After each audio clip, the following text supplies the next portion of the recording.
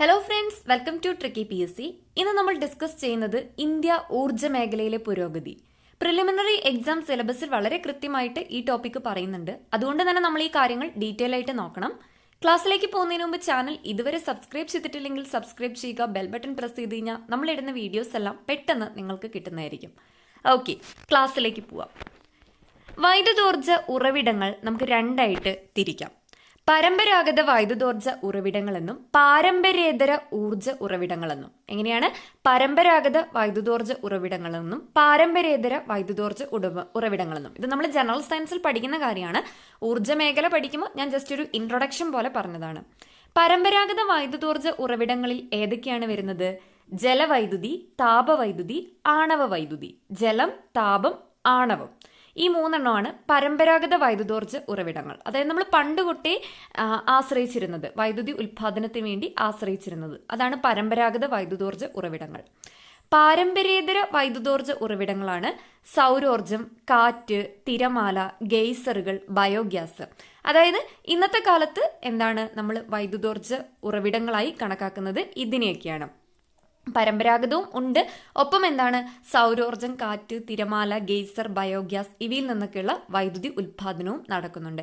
ഇത് വളരെ ബേസിക് ആയിട്ടുള്ള കാര്യമാണ്, എല്ലാവരും ഒന്ന് മനസ്സിലാക്കി വെക്കുക. ഓക്കെ, അപ്പൊ നമുക്ക് ഇന്ന് ഡിസ്കസ് ചെയ്യാൻ പോകുന്നത് പരമ്പരാഗത വൈദ്യുതോർജ്ജ ഉറവിടമായ ജലവൈദ്യുതി, അതിനെക്കുറിച്ചാണ് പഠിക്കാൻ പോകുന്നത്. അതായത് ജലവൈദ്യുത പദ്ധതികളും ജലസേചനവും എന്ന ടോപ്പിക്കാണ് നമ്മൾ ഇന്ന് ഡിസ്കസ് ചെയ്യാൻ പോകുന്നത്. ഓക്കെ, വളരെ പ്രധാനപ്പെട്ട ഒരു പോയിന്റാണ്. ഇന്ത്യയിൽ ആദ്യമായി വൈദ്യുതി ഉൽപാദന വിതരണം നടന്നത് എവിടെയാണ്? സിഡ്രോപോങ് ജലവൈദ്യുത നിലയത്തിൽ നിന്ന്. എവിടെ നിന്നാണ്? സിഡ്രോപോങ് ജലവൈദ്യുത നിലയം. പശ്ചിമ ബംഗാളിലെ ഡാർജിലിംഗിന്റെ അടുത്താണ് ഈ സിഡ്രോപോങ് ജലവൈദ്യുത നിലയം. അവിടെ നിന്നാണ് ഇന്ത്യയിൽ ആദ്യമായി വൈദ്യുതി ഉൽപാദന വിതരണം നടന്നത്. ഏത് വർഷമാണ്? 1897. സെയിം. ഇന്ത്യയിൽ ആദ്യത്തെ ജലവൈദ്യുത പദ്ധതി ഏതാണെന്ന് ചോദിച്ചാൽ ഉത്തരം ശിവസമുദ്രം പദ്ധതിയാണ്.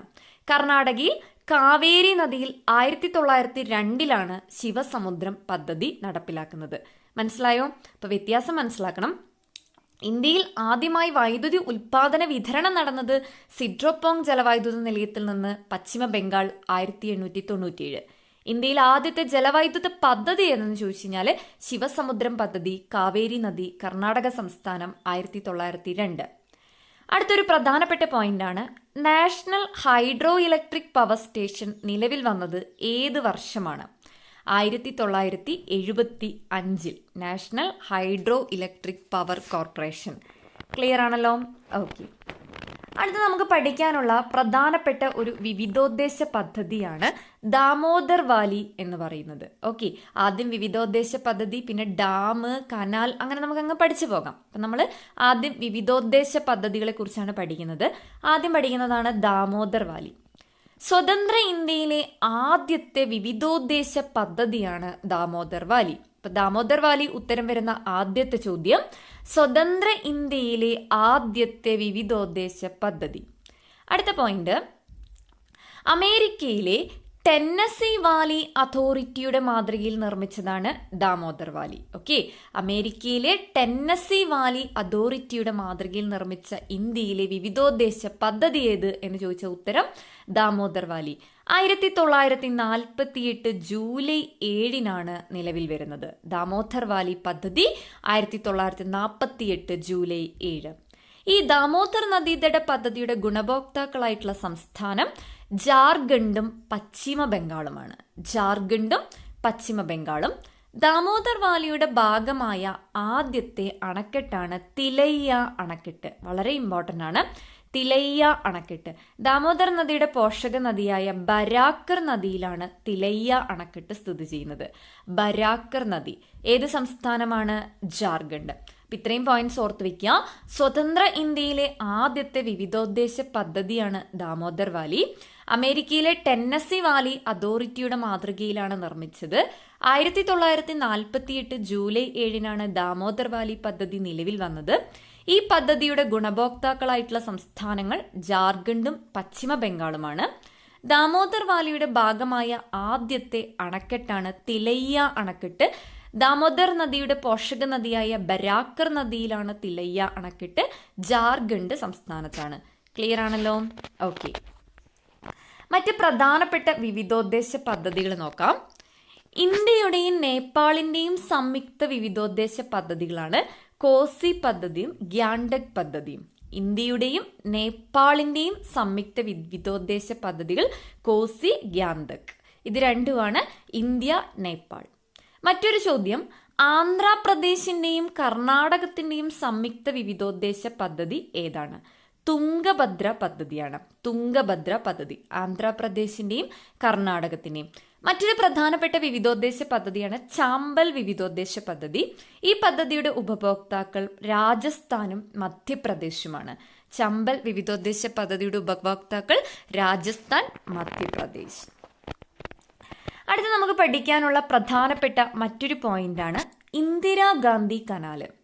ഇന്ത്യയിൽ ഏറ്റവും വലിയ കനാൽ പദ്ധതി ഏതെന്ന് ചോദിച്ചു കഴിഞ്ഞാൽ ഇന്ദിരാഗാന്ധി കനാലാണ്. ഇന്ദിരാഗാന്ധി കനാലിന്റെ പഴയ പേര് രാജസ്ഥാൻ കനാലാണ്. ഇന്ത്യയിൽ ഊർജ മേഖല കൈവരിച്ച പ്രധാന നേട്ടങ്ങൾ പറയുമ്പോൾ വളരെ ഇമ്പോർട്ടൻ്റ് ആയിട്ടുള്ള ഒരു പോയിന്റാണ് ഇന്ദിരാഗാന്ധി കനാല്. അതിന്റെ പഴയ പേരാണ് രാജസ്ഥാൻ കനാല്. ഇന്ദിരാഗാന്ധി കനാൽ നിർമ്മാണം ആരംഭിക്കുന്നത് 1958. ഓക്കെ, 1958. അപ്പൊ കണക്ട് ചെയ്ത് പഠിക്കുക. ദാമോദർ വാലി 48, ഇന്ദിരാഗാന്ധി 58. ഇന്ദിരാഗാന്ധി കനാലിലേക്ക് വെള്ളം കൊണ്ടുവരുന്ന നദിയാണ് സത്ലജ് നദി. സത്ലജ്, സിന്ധുവിന്റെ പോഷക നദിയായ സത്ലജ് നദിയാണ് ഇന്ദിരാഗാന്ധി കനാലിലേക്ക് വെള്ളം കൊണ്ടുവരുന്നത്. ഇന്ദിരാഗാന്ധി കനാലിന്റെ പഴയ പേര് രാജസ്ഥാൻ കനാലാണെന്ന് പറഞ്ഞു. ഈ രാജസ്ഥാൻ കനാൽ ഇന്ദിരാഗാന്ധി കനാലായി അറിയപ്പെട്ടു തുടങ്ങിയ വർഷം 1984 തൊട്ടാണ്. ഇന്ത്യയിലെ ഏറ്റവും വലിയ കനാൽ പദ്ധതിയാണ് ഇന്ദിരാഗാന്ധി കനാൽ. ക്ലിയർ ആണല്ലോ? ഓക്കെ. നെക്സ്റ്റ് നമുക്ക് അണക്കെട്ടുകളെ കുറിച്ച് പഠിക്കാം. PSC പരീക്ഷയിൽ സ്ഥിരം ചോദ്യം കണ്ടുവരുന്ന മേഖലയാണ് അണക്കെട്ടുകൾ.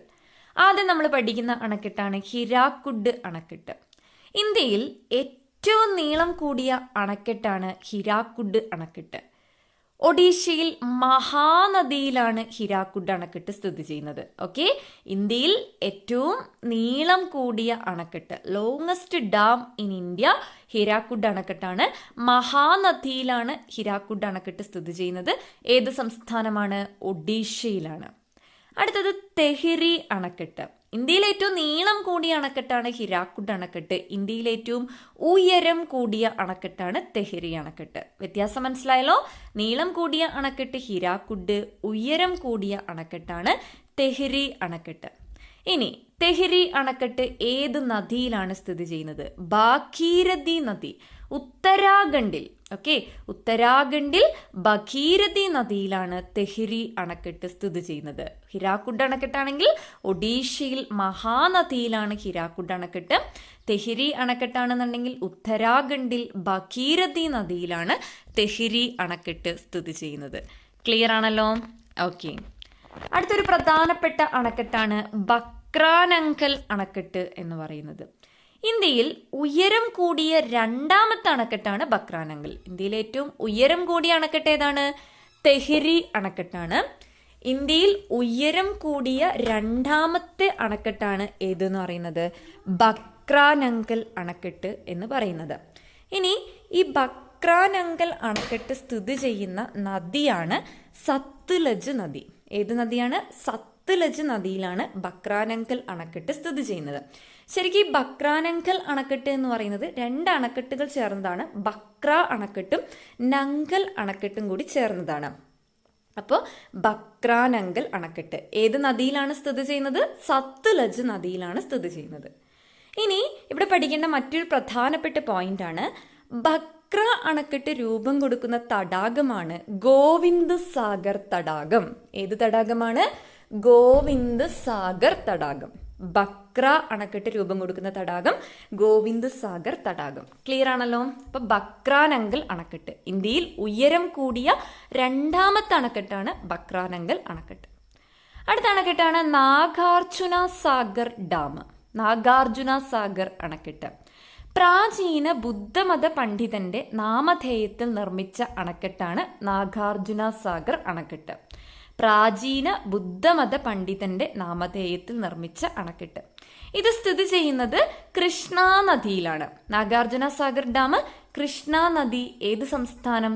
ആന്ധ്രാപ്രദേശ്. ഓക്കെ, ആന്ധ്രാപ്രദേശിലെ കൃഷ്ണ നദിയിലാണ് നാഗാർജുന സാഗർ അണക്കെട്ട് സ്ഥിതി ചെയ്യുന്നത്. ഓക്കെ, അപ്പൊ ബക്രാനങ്കലാണെങ്കിൽ സത്ലജ് നദിയിലാണ്, നാഗാർജുന സാഗർ കൃഷ്ണ നദി ആന്ധ്രാപ്രദേശിൽ. പ്രാചീന ബുദ്ധമത പണ്ഡിതന്റെ നാമധേയത്തിൽ നിർമ്മിച്ച അണക്കെട്ടാണ് നാഗാർജുന സാഗർ അണക്കെട്ട്. ഓക്കെ, അടുത്തൊരു പ്രധാനപ്പെട്ട അണക്കെട്ടാണ് സർദാർ സരോവർ അണക്കെട്ട്.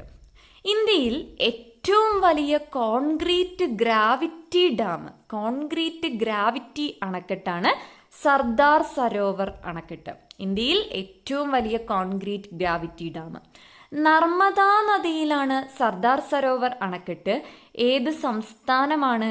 ഗുജറാത്തിലാണ് കേട്ടോ. ഗുജറാത്തിലാണ് സർദാർ സരോവർ അണക്കെട്ട്, നർമ്മദാ നദിയിൽ.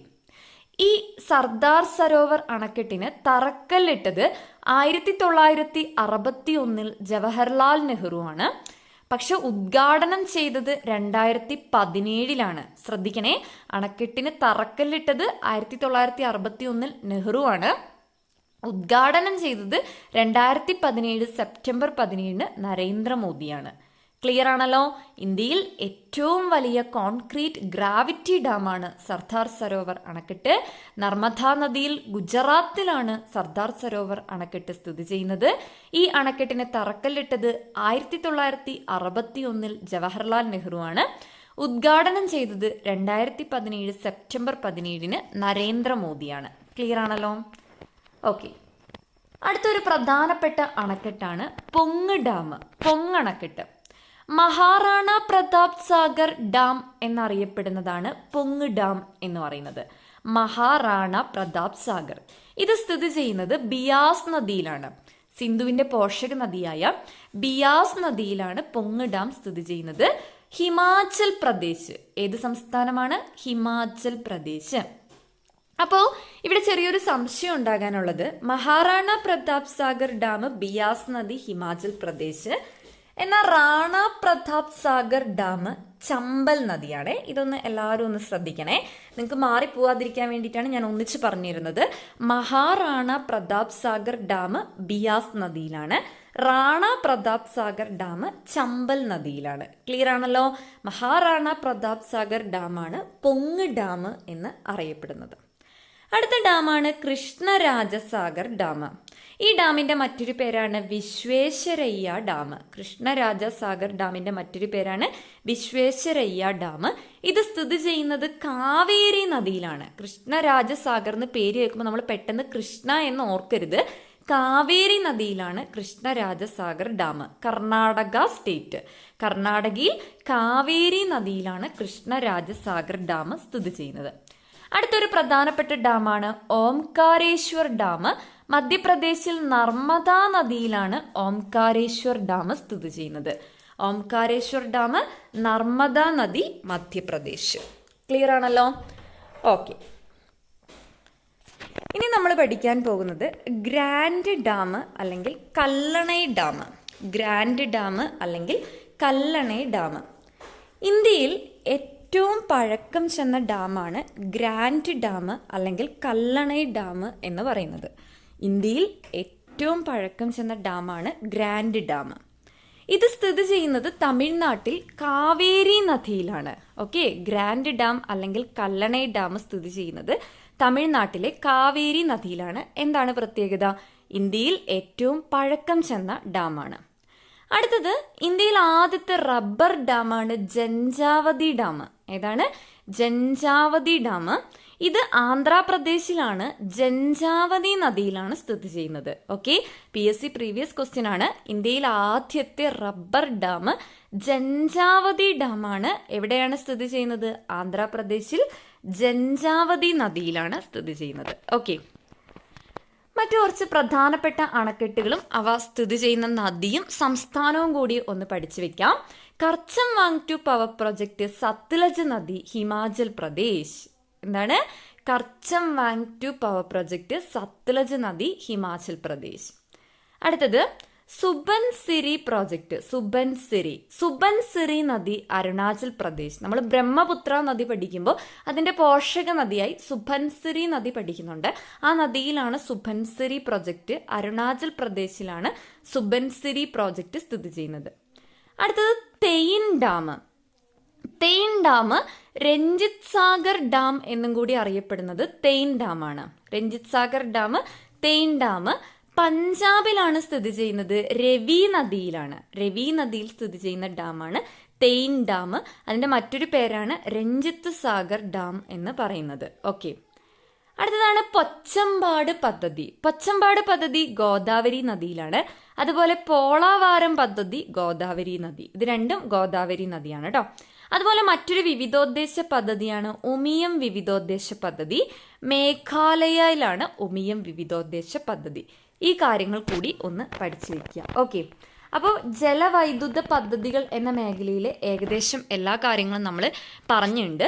ഓക്കെ, അടുത്ത ക്ലാസ്സിൽ നമ്മൾ ആണവോർജവും താപവൈദ്യുത നിലയും അങ്ങനെയുള്ള കാര്യങ്ങളൊക്കെ നമുക്ക് ഡിസ്കസ് ചെയ്യാം. അപ്പോൾ ഇതിലെ എല്ലാ പോയിന്റുകളും വിട്ടുപോകാതെ മനസ്സിലാക്കി കൃത്യമായി പഠിക്കുക, നോട്ട് ചെയ്ത് വെക്കുക. ഓക്കെ, അപ്പോൾ നമുക്കിനി അടുത്ത ക്ലാസ്സിൽ വീണ്ടും പുതിയ ടോപ്പിക്കുമായി ഞാൻ എത്തുന്നതായിരിക്കും. അതുവരേക്കും ബൈ ബൈ.